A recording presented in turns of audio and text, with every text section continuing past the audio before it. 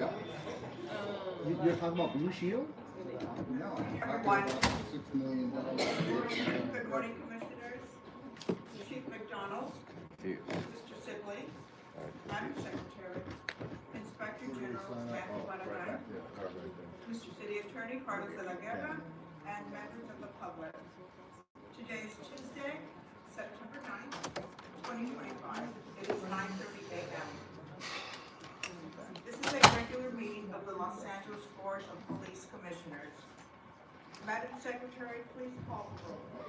Good morning. Please let the record reflect Commissioners Gordon, Southers, Shields, and Garcia are present, and we have a quorum. Thank you. We welcome everyone attending this morning. All public comment will be heard during item 3 on the agenda. We will dedicate a total of 45 minutes to public comment. No, you won't. Members of the public will have 1 minute per agenda item, or a will be given 1 additional minute for general public comment, for a maximum of 3 minutes total. Members of the public, if you choose to participate in the public comment portion of the agenda, you can participate in this meeting in a number of ways outlined on the agenda. Members of the public who participate in public comment are reminded that they can speak on any item on the agenda or a matter within the jurisdiction of the Board of Police Commissioners. Public comment is your opportunity to address the board. So you are free to express your opinions on matters before the board and to generally express when you disagree with other opinions expressed. However, directing your comments to other individuals who have spoken or attacking others who have expressed their opinions shall be deemed off-topic, and your public comment period will be concluded. Message to those attending a meeting in person. These meetings are regular meetings between the board, the department, and police stakeholders. Meetings of the Board of Public Commissioners are open to the public. The state's Ralph M. Brown Act affords the public the opportunity to be present at the meetings, hear the presentations, and dialogue in real time, and provide feedback via the public comment period.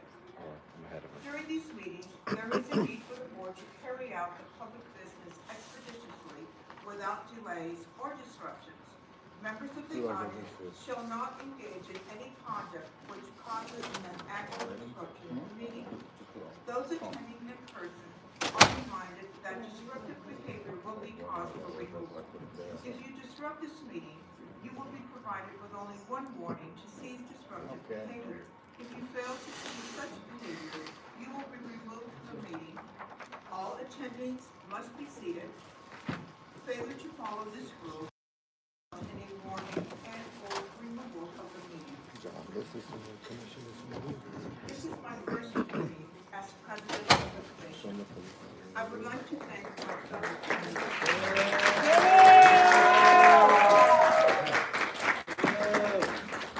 Thank you.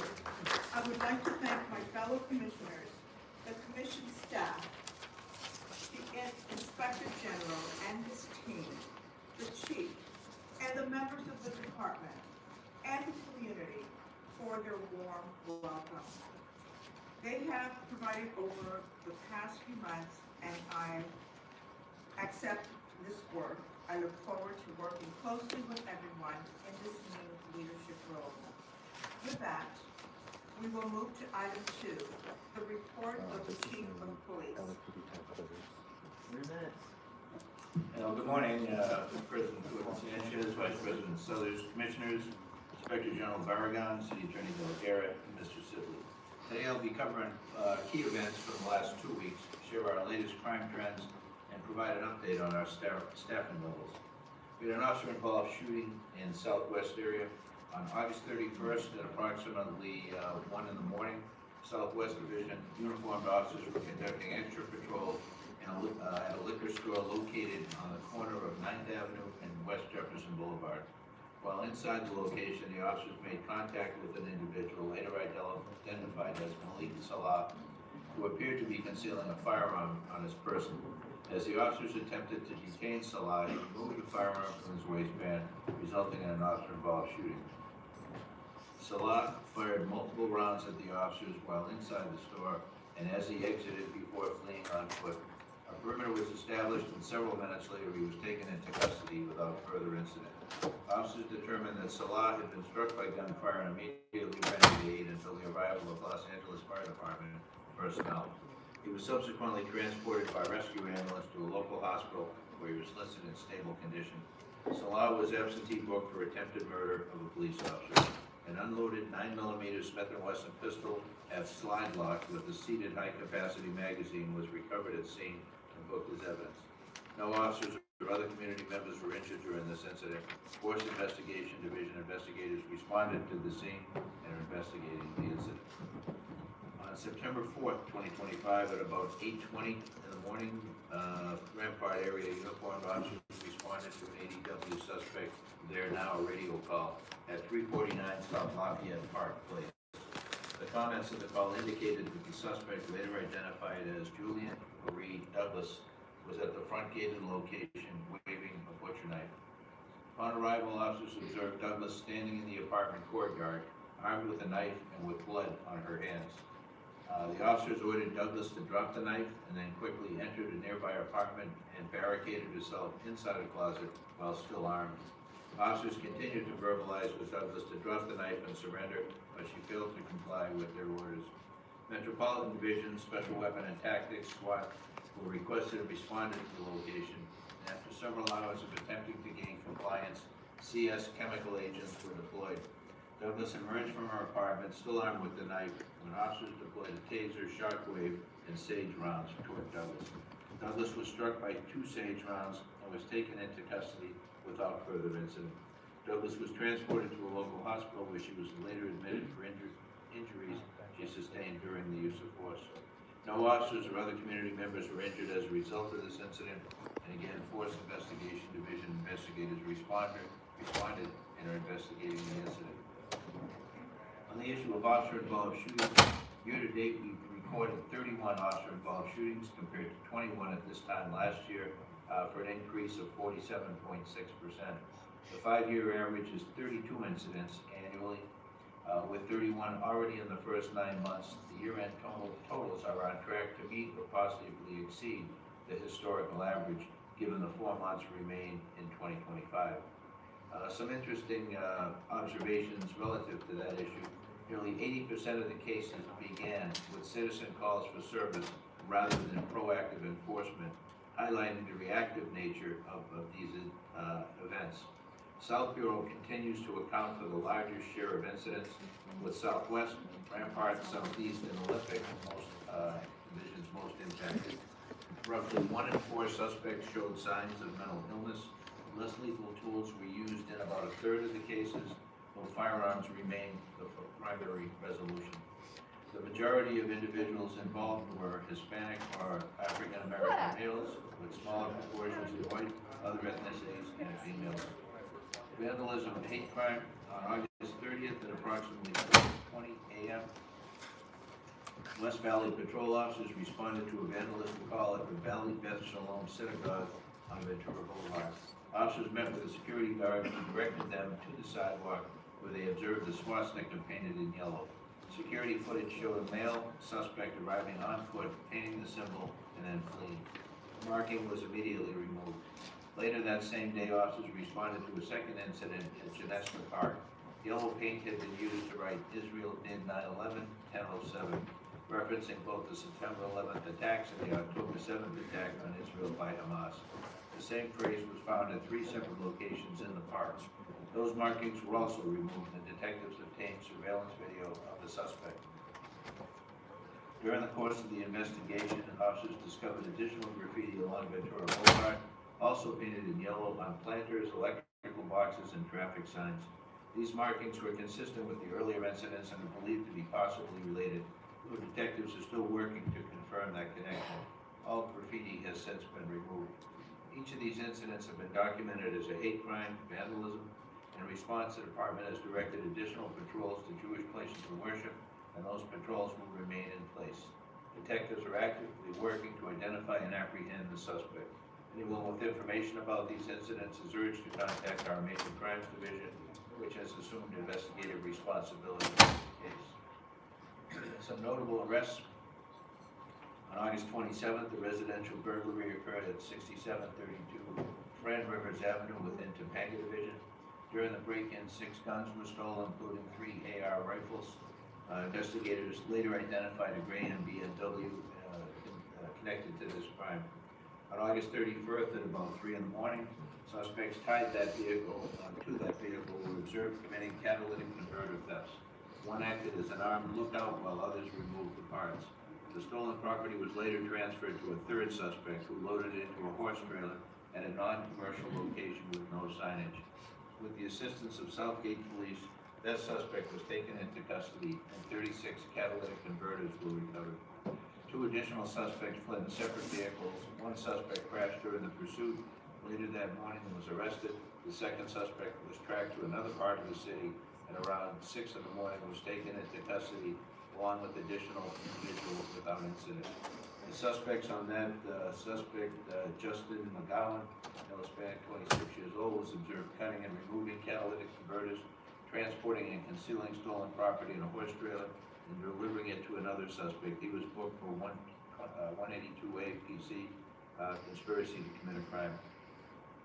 Second suspect, Roberto Martinez, male Hispanic, 19 years old, acted as an armed lookout while McGowan removed the converters, transported and concealed stolen property in a trailer, and delivered it to another suspect. Booking was the same. And third suspect, Davis James, male Hispanic, 19 years old, received stolen property at a non-commercial location, concealed in a horse trailer. He was booked for receiving stolen property. And the fourth suspect, Luis Palma, male Hispanic, 17 years old, during probation compliance. A loaded firearm was recovered inside his bedroom. He was booked for minor in possession of a firearm. 3 of the 4 suspects were Los Angeles residents. Excuse me. On September 6, 2025, at about 3:40 a.m., officers responded to the McDonald's parking lot located near Romaine Street and Western Avenue following a traffic collision. An argument between the involved parties escalated into a physical altercation. During the confrontation, a 21-year-old male suspect, Humberto Delgado, produced a firearm and fired multiple rounds. A 36-year-old male victim was struck and later pronounced deceased at a local hospital. The second victim, a 35-year-old female who was standing nearby, was also struck and is in stable condition. The suspect remained at the scene, cooperated with officers, and was taken into custody. He's been booked and is being held on a $100,000 bail. The investigation is being handled by the Homicide Division, West Bureau Section. As of the week ending September 6th, for the most recent 4-week period, August 10th through to September 6th, we've seen an 8.6% decrease in combined person and property crimes compared to the prior 4 weeks. Person crimes themselves are slightly up at 0.4% for 7 crimes, and property crimes are down 11.2% or almost 700 less crimes. Year-to-date homicides are down 23.7%, with 50 fewer lives lost compared to this time last year. We've seen an uptick over the past 4 weeks, however. Victims shot year-to-date numbers show a 6.9% reduction, or 50 fewer victims compared to last year. Aggravated assaults rose 4.1% over the last 4 weeks. Robberies citywide are down 2.8% over the last 4 weeks. West Valley saw the most significant increase, up 12 cases, 77th up 9 cases. Strong arm robberies remain the largest share at 49% of total robberies, while they're down 3%. Firearm-involved robberies are down 14.6%, and robberies at Estes-type locations like retail stores are down almost 13%. On burglaries, we saw a 10.3% decrease in burglaries citywide over the last 4 weeks. Residential burglaries down almost 13%. The largest increases were in Devonshire, Olympic, and Rampart. Non-residential burglaries fell 6%. Devonshire experienced the most significant increase with 9 additional cases. On motor vehicle theft, they're down 3.1% or 45 fewer vehicles taken. Silverados, Tacoma, Accord, Sonata, and Optima are among the most frequently stolen models. A report on our personnel strength, sworn personnel as of August 8th is 8,702. Civilian personnel staffing is at 2,585. We currently have 343 reserve officers. Something that was topical in the news, the Los Angeles Police Department assisted the California Highway Patrol with a protective detail involving former Vice President Kamala Harris. Our department provided support for this assignment over a 7-day period. That mission is now concluded. We're no longer engaged in that detail, as has been reported. The LAPD remains committed to working alongside CHP as well as all of our local, state, and federal partners whenever public safety requires that. Yesterday, the Supreme Court issued a ruling regarding resumption of federal civil immigration enforcement. And I would just want to be very clear with our community, nothing about this ruling changes how the LAPD serves you. As they outlined in our Special Order 40 last June, LAPD officers do not take part in civil immigration enforcement. That has not changed and will not change because of this ruling. Our mission is public safety, protecting victims, preventing crime, and building trust within the communities that we serve. You should know that our officers will not request information regarding a person's immigration status while performing their police duty. We want all residents, regardless of background or status, to feel safe calling us for help, reporting a crime, or working with us as partners. Los Angeles is a city built on diversity, and the safety of every person here is our top priority. You have our continued commitment that LAPD is here to protect and serve all of our communities with fairness, dignity, and respect. Shut up. That concludes my report this morning. Thank you. Thank you, Chief. Thank you for that report. Thank you, Chief. Thank you for that report on the recent Supreme Court decision. I wanted to touch on that specifically because the resumption of the federal civil immigration enforcement here in LA will be pretty significant. And I know that the department does not participate in civil immigration enforcement, but given that many communities are fearful, you have already reiterated what the officers can or cannot do. And I believe that your comment about keeping our community safe is very important. And again, thank you for your report, and we do expect that to be the case in our community. Okay, I'd like to also open it for any questions up to each of the commissioners regarding the full police, the chief of police report. And I will start with Dr. Errol Southers. You mentioned some comedy, man. Frequency of possible shootings was significant in South Bureau. I just want to know if there's been any enhanced deployment or other strategy with regards to that particular bureau and this uptick in officer-involved shooting. Thank you for that. Not specifically to the officer-involved shooting locations, but rather we do enhanced deployment based on the needs, upticks in crime patterns, trends that we see. We deploy according to that. As you know, that the officer-involved shootings can't be predicted where they're going to be. It's one of those situations where the situation often evolves very quickly. Officers respond to that threat, and we end up with an officer-involved shooting. So we do deploy our resources as strategically as we can using crime data as best we can. Thank you. And the other question I have is regarding deployment. Do we still have officers deployed in the Palisades for any traffic control or crime suppression there?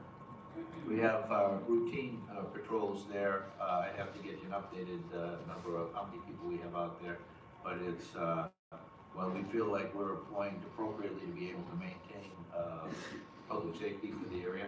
The numbers are not what they were during the critical period of the fire and the follow-up of that.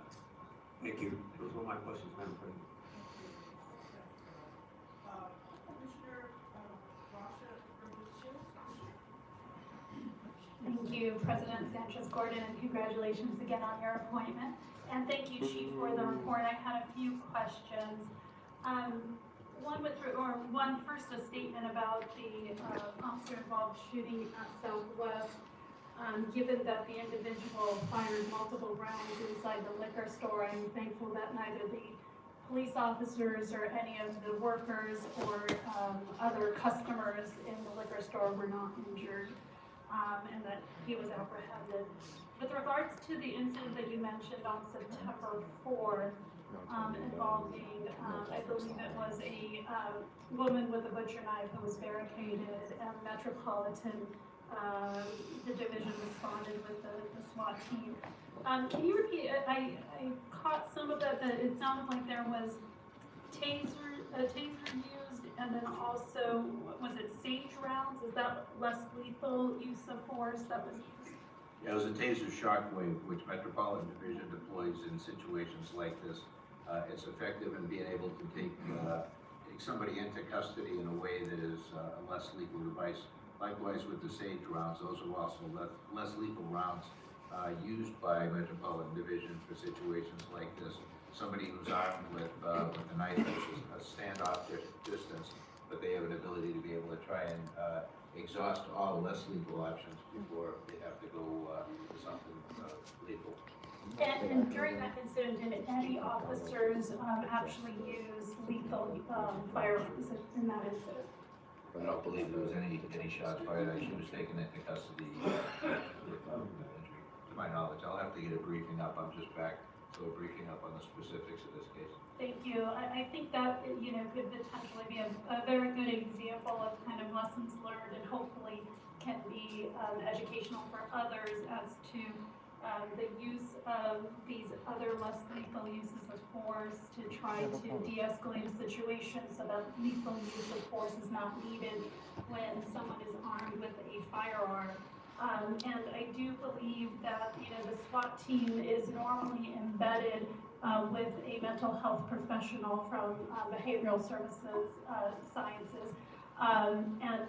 Madam President, we may want to invite BSS to come speak to us a little bit at another future commission meeting about their involvement responding to these types of incidences and the support that they provide officers on the scene, so that they know how to handle and deal with mental people potentially going through mental health crises. So I think that was something that may be helpful for the future. And thank you again for the report on the significant arrests. And it's disappointing and really sad to see the rise in hate crimes and hate incidences. And I'm glad that the department is taking those seriously and looking to apprehend the suspect that was involved in those incidences and continuing additional control in those sensitive areas. So thank you, Chief. Your microphone. Thank you, Commissioner. Next is Commissioner Fabian Garcia. Thank you. Good morning. Morning, Chief. Congratulations, Commissioner Sanchez-Gordon. Chief, thank you for the further explanation and context on some of the use of force. So we'd like to continue hearing that, and obviously for now for some of that information and other means to reduce those use of force. Oh God, this guy has something to say. Looking forward to having those conversations, and I know Charlie will be hearing more about that. Thank you. He's useless. Thank you, Commissioner. Chief, I do have a follow-up question on the 31 officer-involved shootings that you just reported on, and specifically the largest amount in the Southwest Bureau. You indicated that on there were several that came under mental illness, but only 1/3 of the time less lethal weapons were used. I want to know if there's so much officer-involved shootings that do involve mental illness, why can we not increase that 1/3 use of a less lethal means, especially when in many times there is evidence of some mental illness, either they have a weapon or a sharp-edged weapon. Can we increase that type of response? It's Less lethal. it's foremost on everybody's mind to always use less lethal when the option is available. basically time, talk, and tactics is what's built into all of our officers when you're out there and employing talk, try and de-escalate the situation as best we can. When pushed to use less lethal and then only as a final option to use lethal force. Oftentimes, time is what drives the inability to be able to deploy less lethal. If somebody is armed with a gun, then you don't have the opportunity to be able to use less lethal. You have to be able to use what you can to direct them to drop the weapon and to surrender. But when there's an opportunity and somebody's armed with a bat or a pipe or a knife, then you have an ability to have a standoff distance between the officers, the public, and the suspect. Then certainly less lethal is the first thought and what is deployed regularly. A third of the time, that opportunity was available in the cases looked at. But certainly we're always trying to put ourselves in a position of advantage when we get a call, when we make an observation that we don't get any closer than we absolutely need to the suspect, so we have then the benefit of time and distance to be able to try and de-escalate a situation, and then only going to lethal force when absolutely no other alternative is available. Thank you, Chief. And I think it is warranted that we have a report on what the Bureau, or what the department has regarding the issue of mental health professionals and their involvement, and we will put that on the calendar for the future. Thank you. Thank you. All right, we enter into the public comment period. We will have 45 minutes for all items. No, you won't. Madam Secretary? The first speaker is Edwin Reesner. law. Brown Act says we're supposed to have the dialogue with the fire comment or discussion. We've got the new commission president, so I'm not sure who should be more embarrassed here. Rasha, who has passed up completely for the president position despite being vice president, or Teresa up there, who's basically just being appointed as a stand-in before you put Errol again as president for the Olympics, basically. So that you haven't really said much, but I mean, you have an opportunity, you're new president, you have an opportunity to actually do a few things that are gonna be beneficial. I don't have a lot of confidence in that, but who knows? Maybe you can move these meetings to the evening, make sure everyone's able to speak, have them not here, actually maybe start holding this department accountable a little bit. I don't know. But I don't expect anything like that. I don't have much confidence in this commission. So let's move on to the chief's report, which will be limited to a maximum of 3 minutes in every meeting. If the chief's report exceeds 3 minutes, we shall match the amount of time the chief takes. Regardless of how long the chief takes to give his report, everyone should be able to speak both in person and on the phone. So once again, the chief was lying today. So you keep claiming that LAPD does not assist ICE. Yet they were on camera in the last week assisting ICE. In the last week, the LAPD repeatedly assists ICE, both directly and indirectly. Both indirectly by sending data to ICE through all these crime tracking systems or whatever, and indirectly to ICE, directly to ICE by showing up when ICE does their raids and protecting ICE. It's wrong. And attacking protesters. And like they've been repeatedly attacking that protest not too far from here that's been going on near the Federal Detention Center. The LAPD shows up regularly to attack protesters there, to assist ICE. So it's a lie to say that the LAPD does not assist ICE, because they do. So stop lying and stop assisting ICE. But, of course, it's on you to fire this guy for continuously lying, for continuously assisting ICE, but you won't do it because you don't actually hold this department accountable at all. So, not much time for the consent agenda, but a lot of shit on that. No on all the consent agenda items. The LAPD is shooting more and more people every day, and it's getting worse.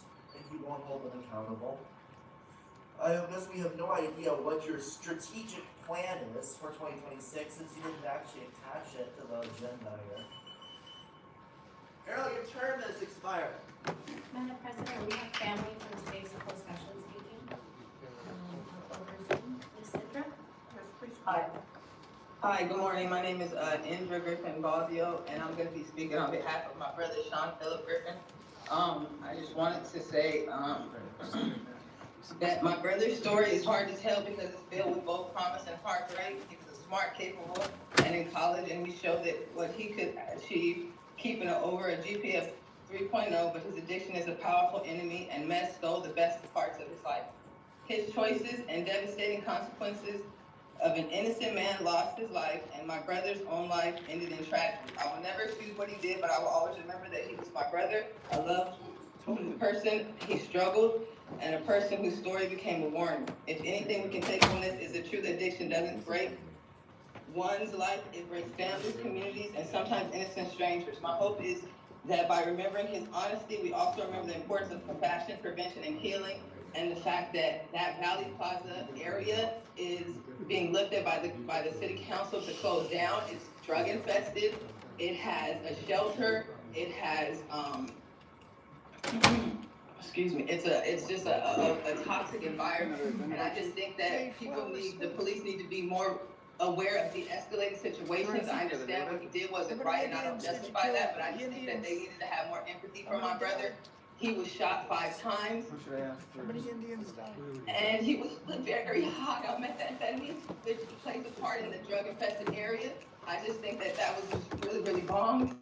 And I just wish that you guys could be better educated on people that are that have an addiction, that are on drugs.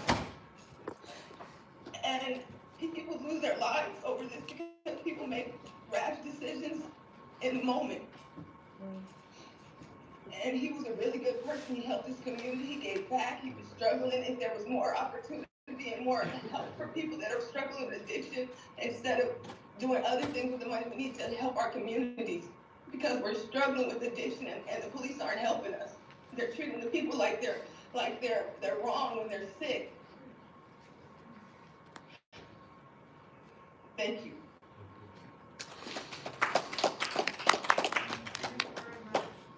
And the next speaker,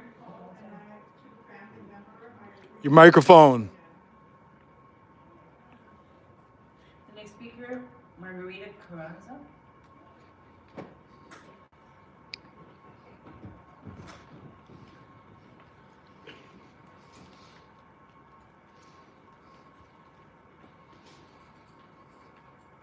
Good morning. Good morning. My name is Margarita Maria Carranza. I have been here before, and I'm struggling with my health to get here and plead with you. Chief Jim McDonald, I'm pleading with you to oversee my complaint issued against attorneys. White-collar, multi-million-dollar complaint on my disability from City of Los Angeles property and the property owner. This was a multi-million-dollar complaint, and the city sued the property owner to pay half of my injuries, whereas these attorneys never had a retainer signed by me or any authorization signed by me. These guys are, Chiguel Martinez is specialized 20 years in criminal law. He is defending himself and his assistant, attorney Susanna Abrahamian, a property specialist, okay? Both of them together have injured and defrauded not just me, they have defrauded the city and the property owners because they sued each other to pay half of the injuries, and yet the checks were made payable to the attorney's law firm without me, without my knowledge. Every check that was issued that these attorneys have presented to me have been altered. I brought to you legal evidence, $25,000 that they made a mistake and emailed to me. It was a check issued for AAA to Martinian and Associates. It was a check for my liability, and these attorneys said that it was written wrongfully. They have defrauded the city, the defendant, the property owner, the medical liens. They never subjected any payments to any medical liens, and they gave me a document to sign that I authorized this, that I authorized Tigran Martinian to deposit the checks. I never authorized anything. They came out with an computerized signature using my initials. I don't sign with initials. Not one signature of mine has been presented, Margarita Carranza. They have presented nothing but bogus initials to contracts. These are attorneys, they know better. They robbed me, and I need you, Chief McDonald, to please overlook on this. Detective Ward has failed me completely. Please. Next, we have Steve Ryder.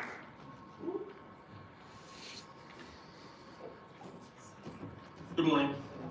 What items would you like to speak on? All items, please. 3 minutes. Yes. First, I'd like to say that all lives matter. And looking at the crime stat snapshot, it really needs to be examined and overhauled because the information is incomplete and it's hard to use. For example, the LAPD doesn't know how many arrests have been made through June 30th. How is that possible? The property crime, personal crime, you don't know what those numbers are. By the way, this is reported crime that we're talking about when we do get numbers. So when the chief reports the numbers, that's only reported crime. A vast amount of crime is unreported. And I'll refer you to larceny theft offenses. The number is 4,158. Does anyone really believe that is the real number? It is probably double, triple, or more than that number.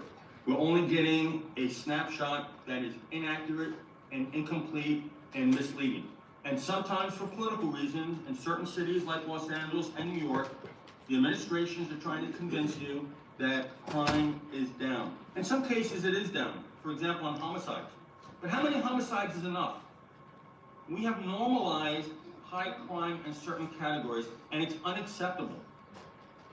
Has anybody read the organizational assessment of the LAPD RAND Corporation? It's at the top of the website, lapdonline.org. Has anybody read it? I haven't heard it discussed. There may be some good information there that can help the police commission lead the LAPD to where it needs to be, especially in the area of community policing. There are people who come onto this meeting and they describe the LAPD and police as descendants of slave catchers. Now, no one has actually pushed back on that. But the kind of language that those people use, and they use the word comrade, they give themselves away by their language and their actions. And it's important to know where they're coming from. They want to abolish the police, not to reform the police, not to help implement community policing, not for the purpose of improving public safety. It's an ideology, and it needs to be confronted. Does anybody remember Myrna Sosa, who was murdered on the subway? Go back and look at the incident if you don't remember. She was victimized by a repeat offender, just in the same way that in Charlotte, North Carolina, Irina Zarutska, a 23-year-old Ukrainian refugee, was murdered on their public transportation. Thank you. We have repeat offenders that have emotional problems and criminal backgrounds that are severe.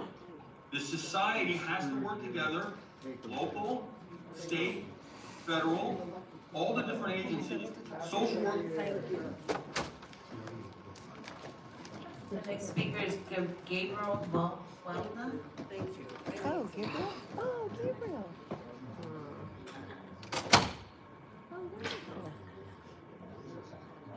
Good morning. My name is, first, congratulations, President Ines. I do believe you're the right person for the position at this specific time. I'm a Congress for LA Capital, and the reason I'm here today is yesterday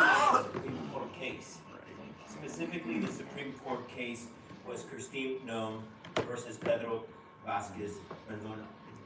And in this quick time, I want to really create the nexus, Chief, between yesterday's case and LAPD and the policies that we believe that you specifically need to denounce, the Commission and the City Council.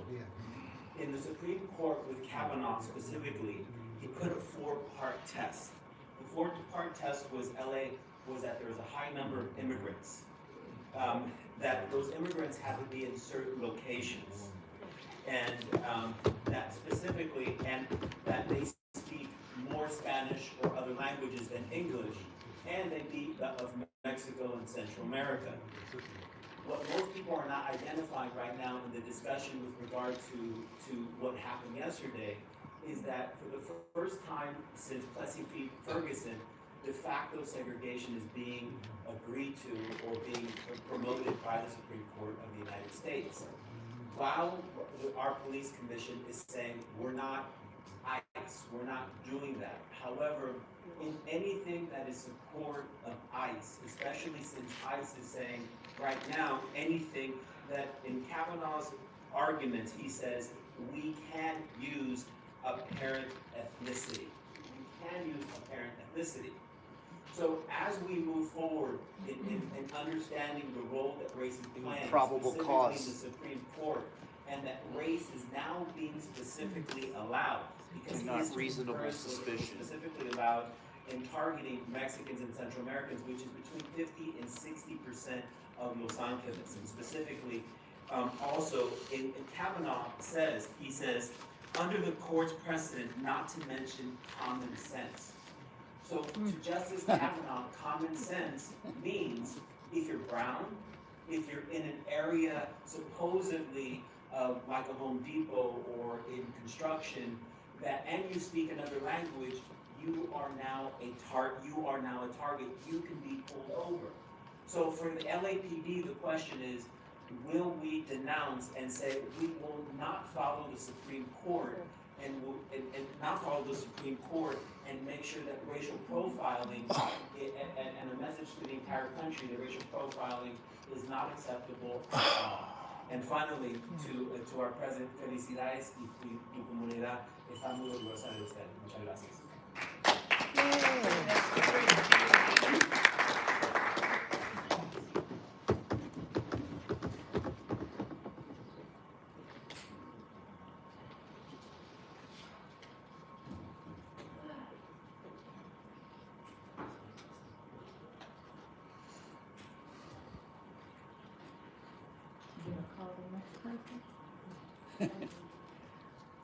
Herman.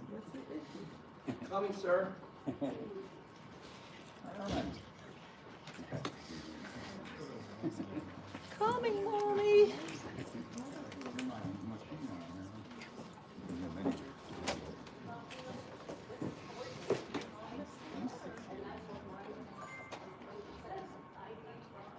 Yeah, good morning. I want to understand what items or what produces your attitude or your vulgarity to attack people for, in your eyes, you believe it's a weapon. You know, in my hand, it could be construed as a weapon, right? If I go like this, it's like a rifle, right? Not necessarily, but in your eyes, it's a rifle, right? If I point it at you, then it becomes a weapon, right? So I think what the public and in these moron educational nimblesos have to teach is that there's two sides to every coin. And so far, you failed at that. Like when you shot the gentleman at the Costco for being disabled. What was that about? Then you shoot the two parents on top of that. So you've not done or have addressed the issue on what we assume you're responsible to do, serve and protect. Also, the First Amendment under US 395-444-1969, Brandenburg versus Ohio, I believe Southers is a racist. He can't admit to the words that he and I were both exposed to. And he says, I'm violating the First Amendment. It specifically states that the United States Supreme Court ruled in that action that my protected free speech is free speech. And that's why the DOJ, under the wonderful Pamela Bondi, is going to investigate this against Los Angeles, because you, sir, you, madams, you, board, are acting like racists, prejudiced, points. Using words in a public hearing is not vulgar. It may be vulgar in your eyes, in your ears, and what tickles you, but it is music, lyrics of the injustice that we as minorities, as civilians, suffer on a daily basis, as you're going to hear today in their outspokenness against the police. Yeah, I do say fuck the police, but it's just a song. Yeah, I do say fuck the DA, but it's all about Little Boozy. So whatever way and whatever manner you think I'm being a racist or I'm using a Nazi sign to civilize tourist police officers, fuck you. Matter of fact, as Ozzy Osbourne said, let's all get crazy. Southers, for the record, thank you, sir. I'm glad to. Did I get one more minute? Was that my 3 minutes, ma'am? 3 minutes. I get my public comment, right? 3 minutes. So, on record, I'm turning in my beautiful You get sign. 2 minutes plus 1 minute for public comments and you. So have I exhausted my 3 minutes? Okay, so I can't count. So I'm turning this slip in for the record for this department, please. Thank you for listening. I appreciate it, Earl. I love The you next still. speaker is Diego. Yeah, we have differences, Earl, but I love you. Yes, sir. Pretty good. Sometimes hard.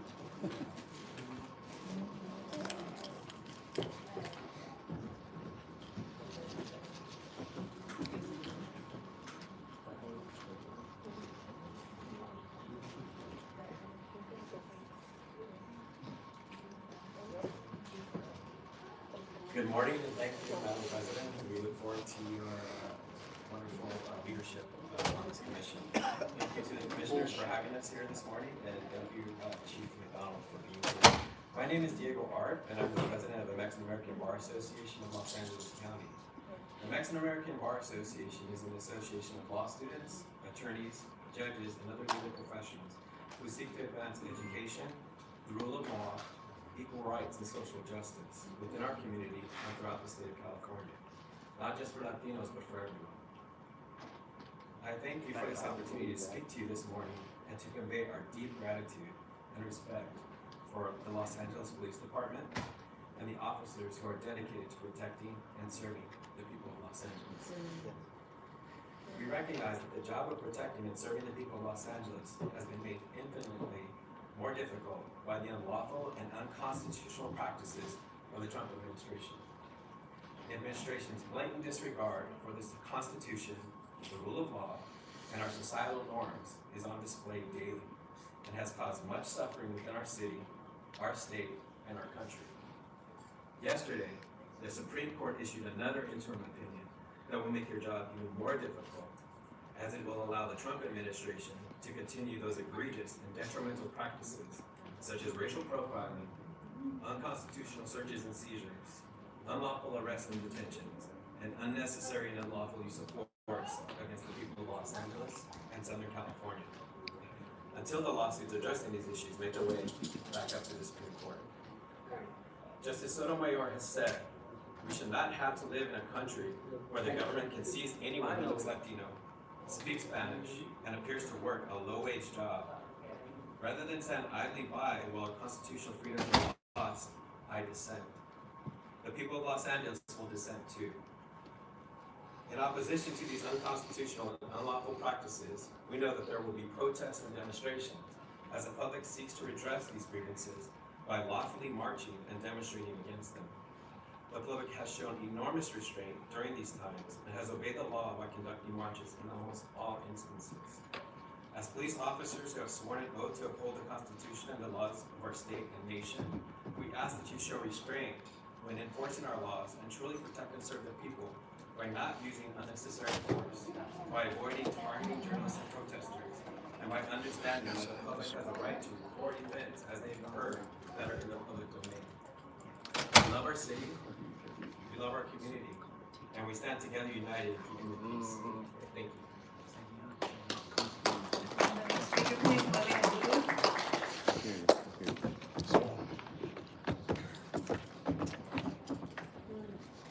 You mind holding this? Good morning. So yesterday, the Supreme Court ruled that federal law enforcement are allowed to racially profile people and their activities. We're upset about it. But at the same time, this police force right here does that every fucking day in our communities. Now, later on, you guys are going to go into closed session, and you're going to be discussing a complaint, CF number 25-000353. That's a complaint I filed against Jim McDonald right there for his part of covering up in an investigation. There was a lady who was assaulted. She filmed the assault. She called the police came, she showed the police the video. They arrested the suspect. But then they found out that the suspect is politically connected and is a business owner in Hollywood, so they drove around the corner and dropped them off. The victim found out about this and she went to the Hollywood police station to get answers, as anybody would and should. As soon as she got there, they told her she could not film inside the station. After they've already started covering up their misconduct, now they don't want her to film, which is a violation of First Amendment, a violation of PC 148G. They called me and asked me to come to the station to help them out. I got there, they told me unlawfully that I had to stop filming, that I could not record the interaction. And the detective ran said, yeah, I'm citing 148G of the Penal Code, which explicitly gives you the right to film cops. But these fucking detectives don't even know the laws. So I filed a complaint, and you know what? They came back and said, you know what? The cop did nothing wrong. I appealed to this guy right here, and he said, you know what? LAPD fucked up. It should have been a sustained complaint. Now this guy right here, McDonald, signed off on the complaint. So the complaint letterhead I got, the letter I got, your name's on the top and the signature area. You failed in your duties of oversight. I filed a complaint on him. You guys are discussing it today. You guys better sustain that complaint against him, or I'm coming after all of you. I will show up in your fucking neighborhoods, and your neighbors will know about me. We'll learn about all these stories about how you're covering up this shit. Now this asshole right here, I told you when you contacted me for an interview about the complaint, and I told you send all the questions in writing, as I've been doing for 5 fucking years. And you refused. Rasha, I appealed to you. I said, why isn't he sending me the questions? Nobody said anything. Nobody said anything. But you know what? We got an ex-prosecutor here, a cop, a judge, just a body. Rasha's a prosecutor. These are all law enforcement and law enforcement adjacent people who have been appointed by Karen Bass. I'm tired of you covering up their shit. You guys better fucking sustain the complaint. Like I said, I am coming to your fucking neighborhoods. Enjoy your day. Speaker Audit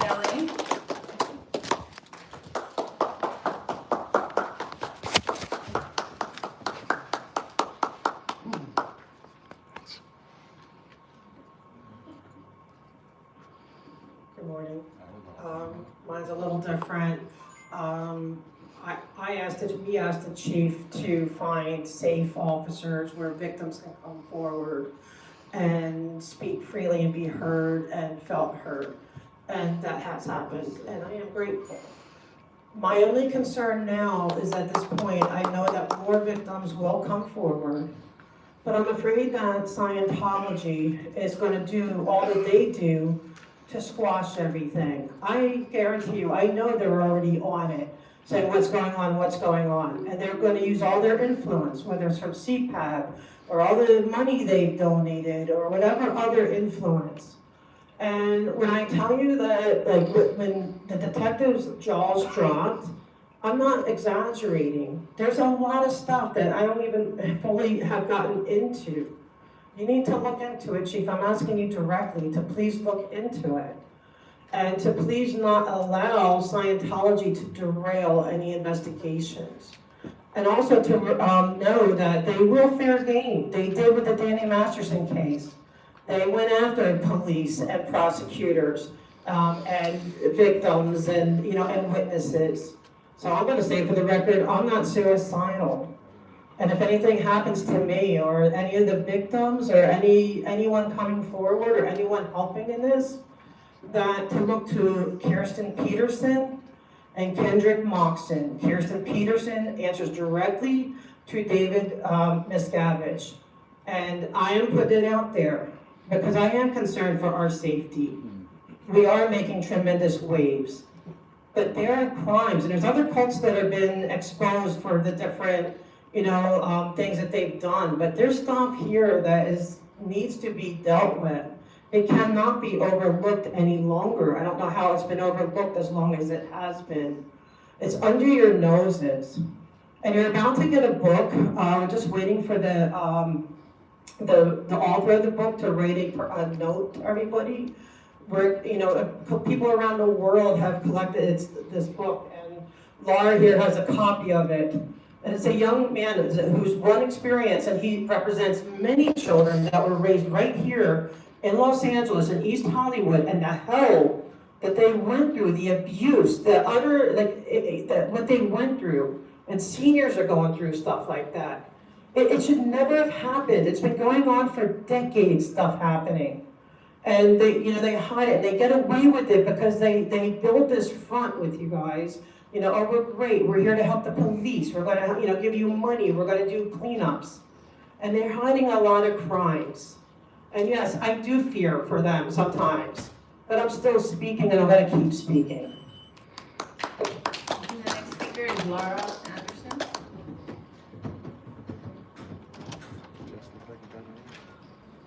Hi, good, I'll follow up on that. So we did get a group of people in the Northeast Police Division, and it's completely exhausting mentally for me to have to go over childhood abuse from 50 years ago. Okay, so I brought all these books. God, this fucking microphone sucks. Yep. I brought all these books. These are just a few. And these have the evidence. Nobody's allowed to write a book stating crimes that happened in the cult of Scientology from over 50 years ago. These people, this is just from people who have written books in the last 10 years. So my voice is not just my story, my PTSD, my shaking, my upset, my anger is not just mine. We never had a voice. The policy letters of Scientology say we are not allowed to report to authorities. That's why the internal police officers helping me just with my story and what happened with me. It's insane. They don't know what to do because this has been happening for fucking 60 years. There's a book from Amy Scobie at the Scientology, at Abuses at the Top. A former top insider reveals the nightmare world of violence and abuse at the highest levels of the Church of Scientology. This is all in Los Angeles, okay? Child X, this is Jamie Mustard's book. He was a baby, an infant in the 80s before I was born. A couple of years later, I was born. Read this fucking book. It's insane. He was abandoned from his very wealthy family.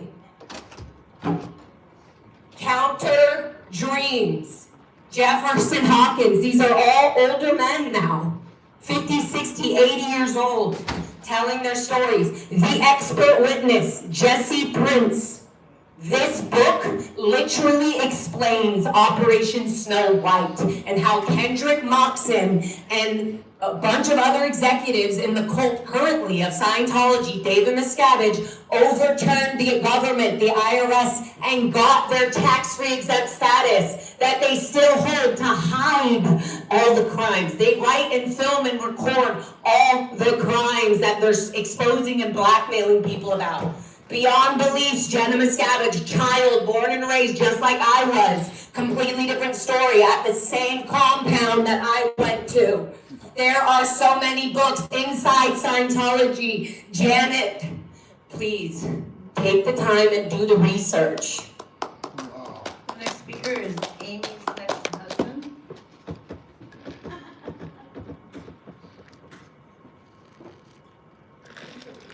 Good morning. So several issues. Number one, I'm very concerned to hear the numbers, Chief. It's like you said, a 47% increase in officer involved shooting. I am very well aware this career is one of the most dangerous career in the United States, in the world, and obviously that right now the officers are facing more danger more than ever. The ICE director, they just said repeatedly over and over again, there are more than 700% attack against the ICE and the other Homeland Security officers, and I believe that's the same issue from LAPD. I don't know the numbers, but it seems like very, very high. So that's number one. I want to make sure commissioners and then the chiefs and everybody to make sure that your officer safety is your number one priority.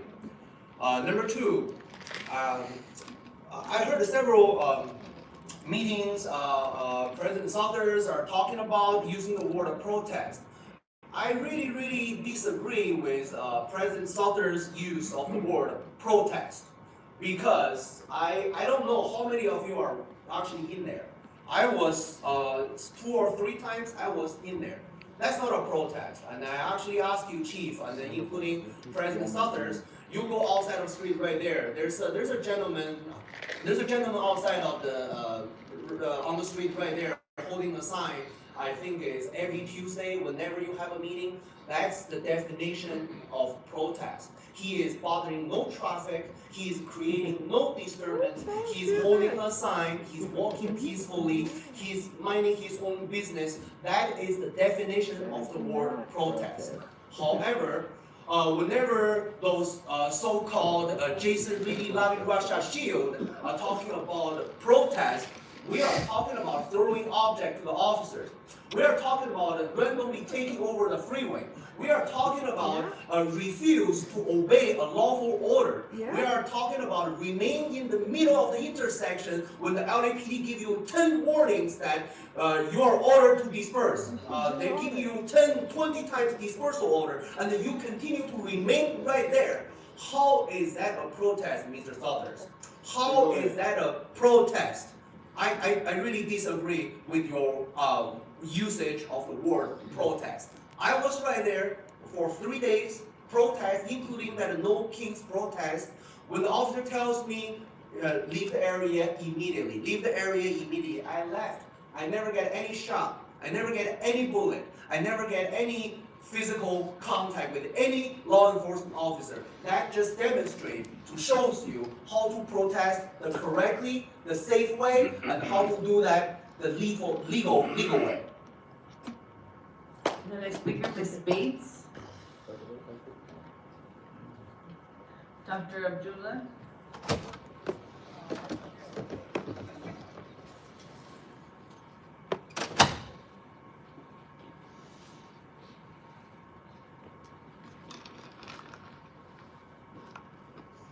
I'm Melina Abdullah. I organize with Black Lives Matter Grassroots and Black Lives Matter Los Angeles. And there's several things that I want to lift up. One, I don't know how you're not sounding the alarms when 31 people have been shot so far this year by LAPD.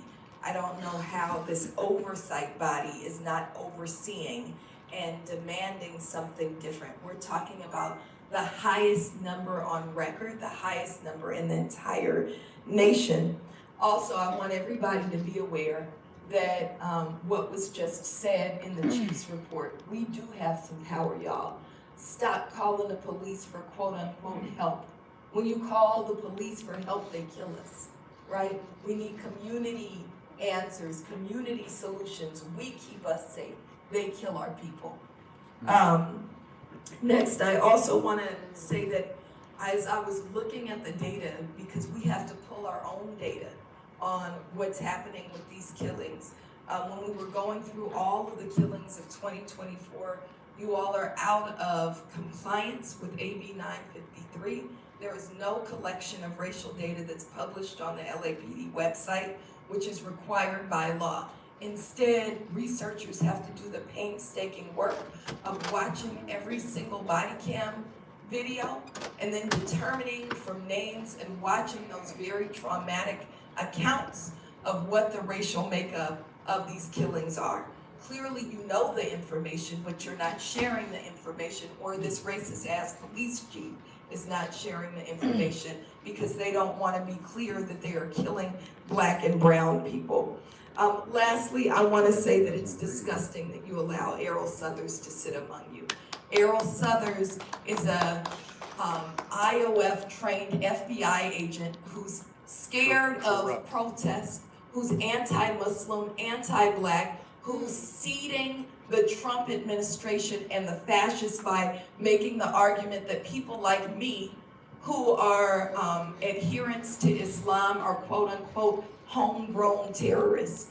Really, the people like you are homegrown terrorists. You terrorize communities. You terrorize people when we dare to speak up and speak out. You are the terrorists. We are the purveyors of justice. And then lastly, the idea that McDonald is somehow not all of a sudden complying with ICE. Remember, McDonald was so bad on immigration issues that voters preferred Alex Villanueva to his ass. That McDonald is so anti-Brown that they voted him out of the sheriff's seat. So the idea that he'd somehow direct LAPD to not collaborate with ICE is not only what he's not doing now, it's also what he's never done. He's always been anti-Brown, he's always been a deporter, he's always been a collaborator, and he's always been a fascist.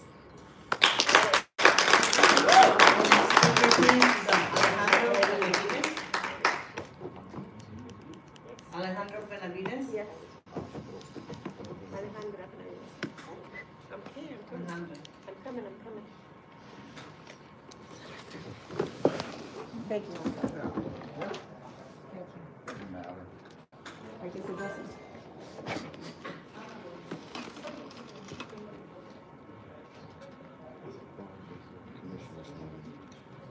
Commissioners and Chief McDonald, my name is Alejandra, and I am a parishioner at the Dolores Mission Church and a member of LA Voice. LA Voice is a multi-faith community of over 65 congregations representing 40,000 families here in Los Angeles County. We stand in solidarity with each other and advocate for a just society. First, I would like to congratulate the president of the commission, Teresa Sanchez-Cortez. Excuse me. Sorry. For the new responsibilities that she assumes today.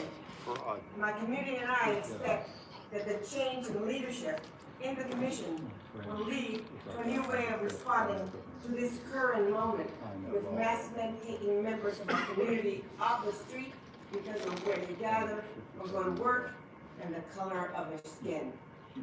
Secondly, we would like to know the degree to which LAPD is following Mayor Bass's order from December 2024 and Chief McDonald's revision of the LAPD policy in February of 2025, which prohibits city personnel or resources for being used in immigration activities.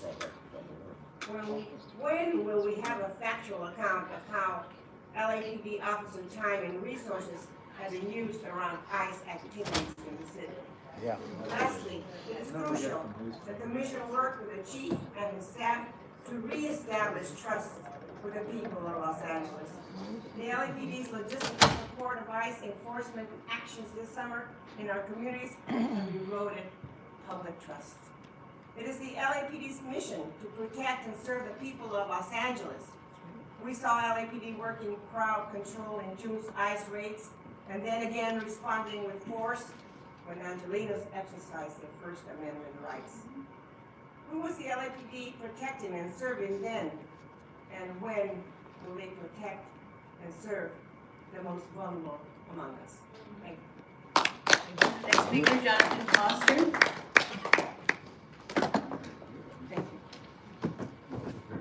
Sort of.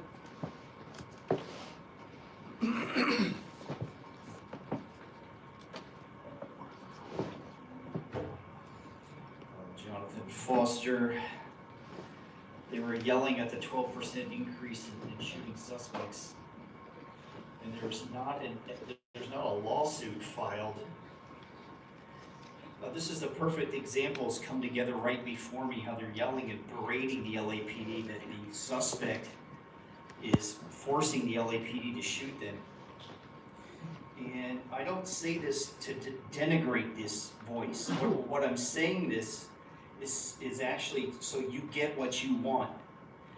Last meeting and 2 weeks ago, that's what they did. Today they're doing that to do with, but these people have lawyers in their pocket and money to do so, is to sue and change the city charter, which would mandate a change in the police handbook. Without this change, nothing here means anything. Everybody, what everything said here means nothing without moving policy and money. It's a waste of time. If the people who are lawyers and have money don't sue the city charter, you're a fucking waste of goddamn time. The LAPD adding ICE has freed many children used, exploited, and abused in forced labor, sexual exploitation, human trafficking, child exploitation, online abuse, unsanitary conditions for children, and forced labor. These parts make me very proud of the LAPD. Thanks, Jim. So let's not get lost, though, Jim, because we got to get back to the 2% that's gross, because people are getting hurt. Major felony crime is being committed by the LAPD, the city. Okay. It has murder. Linda Sarah Moran, Yang Yang, Gresario Mack, Eric Rivera, things like this. But not what the illegal aliens have murdered. You people are in denial and misinformed to the real number of angel families. That these people randomly murdered with interactions, not like a military. The LAPD gets called about 1 to 6 people, small groups committing crime, and then they point the gun at the LAPD, and then you get mad about this. Well, that's what the LAPD is for, unless you're mandating a lawsuit against the charter. Shut up talking about the LAPD shooting people. These illegal aliens that you support have killed 6+ million people here. Jamil Shaw put his hand up. He was shot in the torso, then he shot him through the hand and killed him. A black guy. None of you spoke up about this. None of you spoke up about this. You're all murderers. Every single one of you people on the street are murderers. Murderers. Madam President, we have reached our 45 minutes allotted time for public comment, and we have... Yeah, but we're supposed to hear every item and then comment. That's what you just said, bum. Cheap bum. We have 16 part minutes.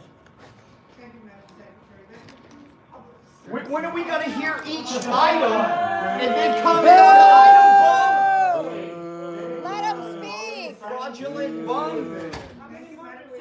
Listen to the people. The commission will now take a 10-minute break. Are we coming back? Yeah, come back. Even arrow to Bring it back. Come on. Take your break and come back and hear the people like you're supposed to. We'll wait the 10 minutes. They must be pretty physically disadvantaged, huh? Can't handle it. 1, 2, 3, 4, 5, 6, 7, 8, 9, 10, 11. Crowd. 1, 2, 3, 4, 5, 6, 7, 8, 9, 10, 11. Crowd. What is it? 11. Fuck 12. Stand like it's a code word flight, please. I thought it was 5-0. There's that too. Wasn't there a show like Adam 12 or something? Oh, one Adam 12. Okay. Let's just sit down. Guys, I might come back on when they come back into session. I don't know. We'll find out. Let's just wait until they come back. Yeah, no,